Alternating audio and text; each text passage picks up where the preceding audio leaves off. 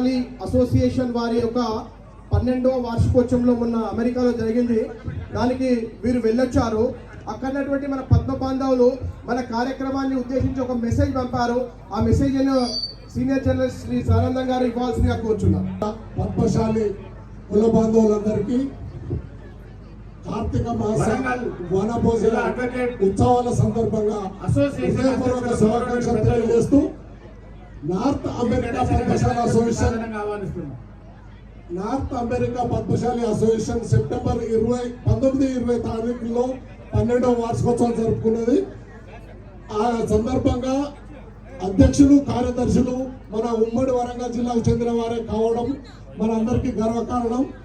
వాళ్ళు 13 సంవత్సరాల నుంచి సప్త సముద్రాలు దాటి మన కుల బాంధవులు వివిధ భిన్నాల సంస్కృతుల మధ్య బెదులుకుంటూ వాళ్ళు అక్కడ నార్త్ అమెరికా పద్మశాల అసోసియేషన్ పెట్టి అందరినీ ఒక తాటి మీదకి తీసుకొచ్చి చాలా సామాజిక సేవా కార్యక్రమాలు నిర్వహిస్తున్నారు. ఆ కార్యక్రమానికి 12వ వార్షికోత్సవానికి నేను అతిథిగా వెళ్ళి వచ్చాను. అయితే మన ఈ కార్తీక మాస వనభోజనాలు సామూహిక వనభోజనాల సందర్భంగా వాళ్ళు ఒక మెసేజ్ పంపించారు. వాళ్ళందరూ ఆ మెసేజ్ ని మీకు ఇప్పుడు చదివిపిస్తారు.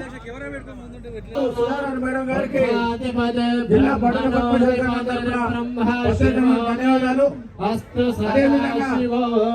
నాయకులు జాతీయ పూర్వ అధ్యక్షులు ఇక మల్లేశ్వర గారిని సాధారణంగా ఆహ్వానిస్తున్నాం.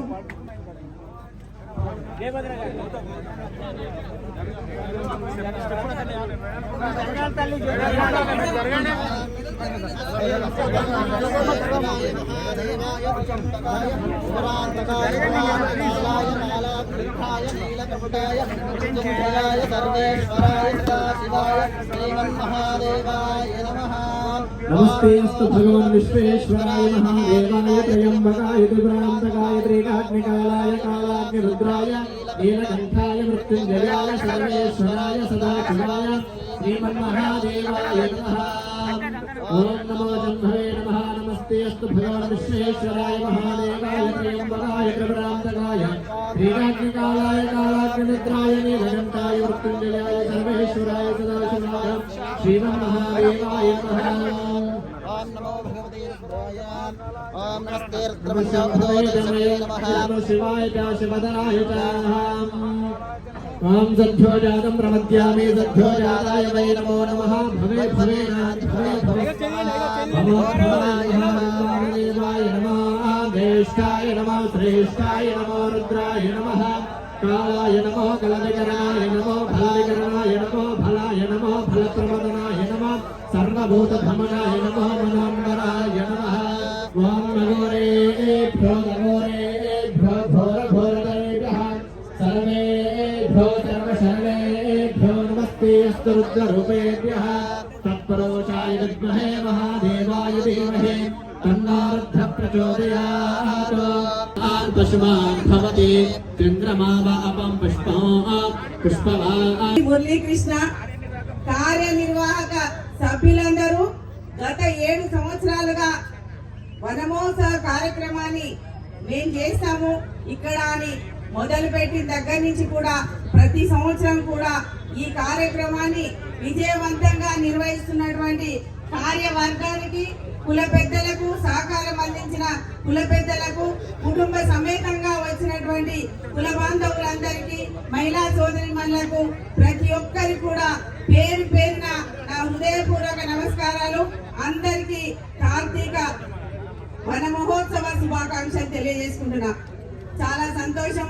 ప్రతి సంవత్సరం కూడా మన ఇంటి పండుగ లాగా మనము ఆ మార్కండేయుని ఆశీస్సుల కోసం కార్తీక మాసంలో వారికి అభిషేకం హోమం ఇవన్నీ కూడా నిర్వహిస్తూ ఆ వనదేవతకు నైవేద్యాన్ని అర్పించి తిరిగి అందరికి కూడా భోజన కార్యక్రమాల్ని నిర్వహిస్తున్నటువంటి మన కుల పెద్దలందరూ కూడా ధన్యవాదాలు తెలియజేసుకుంటూ మన కార్యక్రమానికి మన మంత్రివర్యులు ఇక్కడ స్థానికంగా ఉంటూ ఇక్కడ ఉన్న వారందరికీ కూడా అభివృద్ధి కార్యక్రమాల్లో కూడా అనేక కార్యక్రమాలు తీసుకుంటున్నారు. ఇక్కడ ఈ స్థలంలో కూడా ఎప్పుడు కూడా ప్లే గ్రౌండ్ లాగానే ఇక్కడ కన్స్ట్రక్షన్ చేయడానికి లేదు కాబట్టి మంత్రివర్యులు కూడా దాన్ని ఆలోచించి ఇక్కడ క్రీడా ప్రాంగణంగా దీన్ని చేస్తామని వారు గతంలో కూడా వారి ఆలోచన ఉంది. దాన్ని వారు చేస్తారని ఆశిస్తూ కోరుకుంటూ ఇలాంటి కార్యక్రమాలు ఇంకా చాలా నిర్వహించుకునే విధంగా ఈ ప్రాంగణం ఉపయోగపడుతుందని, అదే విధంగా మన పద్మశాలి బిడ్డలకు చేనేత కార్మికులకు కొన్ని సమస్యలు ఉన్నాయి, వాటిని కూడా ఇంతకుముందు చెప్పిండ్రు. వాటిని పరిష్కరించే దిశగా మంత్రివర్యులు ముందుకు వెళ్తున్నారని తెలియజేసుకుంటూ, ఇంకా ఏ అభివృద్ధి కార్యక్రమం ఉన్నా కానీ వారు దేవాదాయ మంత్రిగా అనేక గుళ్లకు అనేక నిధులను ఇవ్వడం జరిగింది. ముఖ్యంగా ప్రత్యేకంగా వరంగల్ తూర్పు నియోజకవర్గాన్ని ఆలోచించుకొని ఇక్కడ ఏ గుడి ఉన్నా కానీ అది చేస్తూ కిలా వరంగల్ ని కూడా పర్యాటక కేంద్రంగా చేస్తూ అక్కడ ఉన్న మోట్ ని కూడా కిలా వరంగల్ చుట్టూ ఉన్న మోట్ ని కూడా టూరిజం కింద తీసుకోవాలని మన మంత్రివర్యులు ఆలోచిస్తున్నారు. ఇవన్నీ కూడా డెవలప్మెంట్ యాక్టివిటీస్ లో ముందుకు వెళ్తున్నందుకు మంత్రి గారికి ధన్యవాదాలు తెలియజేసుకుంటూ అందరికీ మరోసారి శుభాకాంక్షలు. జై మార్కండేయ, జై పద్మశాలి. ఇప్పుడు ముఖ్య అతిథి మీరు 7 సంవత్సరాలుగా నిర్వహిస్తున్నా కూడా నేను గెలిచినప్పటి నుంచి కూడా ఇది 3వసారి మరి వచ్చి మీతో పాటుగా ఈ కుటుంబ మరి ఆడబిడ్డగా ఈ యొక్క కార్యక్రమంలో పాల్పంచుకోవడం నాకు చాలా ఆనందంగా ఉంది. మనకు తెలుసు కార్తీక భోజనాలు ఎందుకు చేస్తారో అనేది. మరి కార్తీక మాసంలో ఉసిరి చెట్టు కింద కూర్చొని మరి భోజనాలు చేస్తే విష్ణువు అదేవిధంగా లక్ష్మీదేవి ఆశీస్సులతోటి మనకు ఏమైనా ఆపదలున్నా సంపదలున్నా అన్నీ కూడా వాళ్ళ ఆశీర్వాదం వలన మరి అన్నీ కూడా సర్దుకొని మనకు ఒక మంచి భవిష్యత్తును ఇస్తారు అని చెప్పేటి ఒక నమ్మకం. అదేవిధంగా మరి ఊర్లో ఏమన్నా చెడు మంచి ఉన్నా ఇక్కడే వదిలేసి మనం వెళ్ళిపోతాము అనేది కూడా ఒక మాట కూడా ఉంది. అంతేకాకుండా ఇక్కడ వచ్చి మనం తిరిగిపోయినప్పుడు ఈ ఆహ్లాదకరమైనటువంటి వాతావరణంలో మనకు కొంత ఈ గాలి, ఆ ఉసిరి చెట్టు గాలి ద్వారా అదొక సైంటిఫిక్ గా మనకు ఆరోగ్య సమస్యలు కూడా తీరుతాయి అనేది మరి పూర్వ పురాణాలలో చెప్పిన విషయము. అంటే ఒక ఋషి ద్వారా ఈ కార్యక్రమం స్టార్ట్ అయింది. ఆ ఋషి అదే విధంగా గ్రామంలో ఏదో ఇబ్బంది జరిగినప్పుడు అందరూ కూడా ఋషి దగ్గరికి వచ్చినప్పుడు ఏం లేదు, అందరం కూడా మన ఉసిరి చెట్టు కింద కూర్చొని ఒక సామూహిక భోజనాలు చేసుకొని వెళ్తే మనకు వచ్చిన ఆపద తగ్గిపోతుంది అన్నప్పుడు వారు ఆ విధంగా చేయడం జరిగింది ప్రజలు. అప్పటి నుంచి ఆనవాయితీగా మరి ఇది ముందుకు వస్తూ ఉంది. ఇప్పుడు ఏ విధంగా ఉందంటే ఇది కుల సంఘాల భోజనాలు, అంటే ఏ కులం వాళ్ళు ఆ కుల సంఘాల వనమహోత్సవం భోజనాల కింద వాళ్ళు తీసుకొని మరి ప్రతి కులం కూడా ఈ విధంగా కార్తీక మాసంలో వెళ్ళడం ఆనవాయితీ. మరి ఈరోజు మూడు ఉన్నాయి మనకి ఇక్కడ. అది మొదట మన దగ్గరికి రావడం జరిగింది. మరి మీరందరూ కూడా చాలా అంటే ఏ ఆలోచనలు ఎవరు అంటే మనం బయట ఏ విధంగా ఉన్నా కూడా ఇక్కడికి వచ్చే వరకు అందరూ కూడా ఒక కుటుంబం లాగా కలిసి ఈ కార్యక్రమాన్ని అభివృద్ధి అంటే దీన్ని సక్సెస్ చేయడం అనేది గొప్ప విషయం. అందుకని ఈ విధంగా పార్టీలకు అతీతంగా దేశాలు రాగాలకు అన్నిటికీ అతీతంగా ఇక్కడ ప్రేమను పంచుకోవడానికి మనం రావడం జరుగుతుంది. ముఖ్యంగా ఇక్కడ వచ్చినప్పుడు ఒకరికొకరికి పరిచయాలు కూడా ఏర్పడతాయి. ఆ పరిచయాల ద్వారా కొన్ని పెళ్లిళ్ళు కూడా సెటిల్ అయ్యేటువంటి అవకాశం ఉంటుంది. ఎందుకంటే మాట్లాడేటప్పుడు అనుకుంటా ఉంటారు, మీకు ఎంతమంది పిల్లలు, మాకు ఎంతమంది పిల్లలు, మీ పిల్లలు ఏం చదువుతా ఉన్నారు, ఎక్కడున్నారు, ఇట్లా మాట కలిసినప్పుడు వాళ్ళ యొక్క సమాచారం తీసుకొని కొన్ని పెళ్లిళ్ళ రంగా కూడా దారి తీసేటువంటి అవకాశం ఉంటుంది. కాబట్టి ఇట్లాంటివి పెట్టుకోవడం అనేది చాలా అవసరం. కాబట్టి మనం సంవత్సరానికి ఒకసారి పెట్టుకునే ఈ యొక్క కార్యక్రమాన్ని ఇదే విధంగా 7 సంవత్సరాలుగా కంటిన్యూ చేస్తున్న కార్యవర్గాన్ని అభినందిస్తూ ఇక ముందు కూడా పెద్ద ఎత్తున ఇలాగే కంటిన్యూ చేయాలని కోరుకుంటూ పద్మశాలీలకు వాళ్ళకున్న సమస్యలు నా దృష్టికి తీసుకొచ్చారు. నేను ఆల్రెడీ శైలజ మేడంతో చెప్పాను, ఇంకా ఏమైనా ఉన్నా కూడా నేను అవి మరి పూర్తి చేయడానికి నేను సిద్ధంగా ఉన్నాను.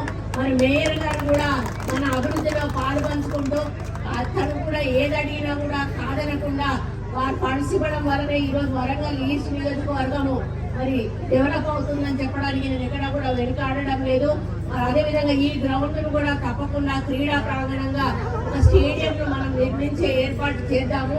కాకపోతే ఆర్కియాలజీ ప్రాబ్లం ఉంది కాబట్టి ముందు ఆర్కియాలజీ వాళ్ళకి లెటర్ రాసి వాళ్ళ నుంచి నో అబ్జెక్షన్ సర్టిఫికేట్ తీసుకున్న తర్వాతనే మనం స్టేడియం నిర్మాణానికి మరి చేయడానికి అవకాశం ఉంటుంది. అది కొంచెం లాంగ్ ప్రాసెస్, తప్పకుండా దాన్ని టేకప్ చేస్తాము. ఇక పద్మశాలి బిడ్డలకంటూ ఒక స్థలం కావాలి అంటే మరి మనకు సిటీ అవుట్స్కర్ట్స్ లో అయితే మనకి ఎక్కడా కూడా స్థలం లేదు. సిటీ మధ్యలో కూడా మేము వెతుకుతూనే ఉన్నాం. ఎందుకనంటే ఈరోజు మేము కొన్ని కట్టాలనుకుంటే కొన్ని కట్టలేకపోతా ఉన్నాము. ఈరోజు మేము ఇంటిగ్రేటెడ్ స్కూల్ ఏదైతే ఉందో 200 కోట్లు శాంక్షన్ అయినాయి. మనకు ఫండ్స్ మన దగ్గర జాగలేదు. మనం వెళ్ళి ఎక్కడ వర్ధనపేట వాళ్ళ ఏరియాలో అక్కడ 20 ఎకరాలు మనం వాళ్ళ నో ఆబ్జెక్షన్ సర్టిఫికేట్ తీసుకొని ఈరోజు కట్టుకుంటా ఉన్నాం. వరంగల్ పరిస్థితి ఎట్లుందంటే ఒక అడుగు తీసి అడిగేద్దామంటే కూడా ఎక్కడ స్థలం ఖాళీగా లేదు. ఎక్కడైనా మీ నోటీస్లో పలానా చోట గవర్నమెంట్ రెవెన్యూ ల్యాండ్ ఉంది అని చెప్తే, మీకు అనుకూలంగా ఉంది అని చెప్తే అది నేను కేటాయింపు చేయడానికి నేను 100% కలెక్టర్ గారితో మాట్లాడి సహకరిస్తానని హామీ మాత్రం ఇవ్వగలుగుతాను. మీ యొక్క ఏదైతే స్టాక్ ఉన్నదో ఆ స్టాక్ను కూడా మేడంతో చెప్పి అది కొనిపించేదానికి కూడా నేను కృషి చేస్తానని తెలియజేసుకుంటూ, మరియు ఎంతో ప్రేమతో అభిమానంతో నన్ను ఇక్కడికి ఆహ్వానించిన మీ అందరికీ కూడా, కార్యవర్గ సభ్యులందరికీ కూడా పేరు పేరున ధన్యవాదాలు తెలియజేసుకుంటూ ప్రతి ఏడాది ఇలాగే జరుపుకోవాలని కోరుకుంటూ సెలవు తీసుకుంటాను. జై మాత.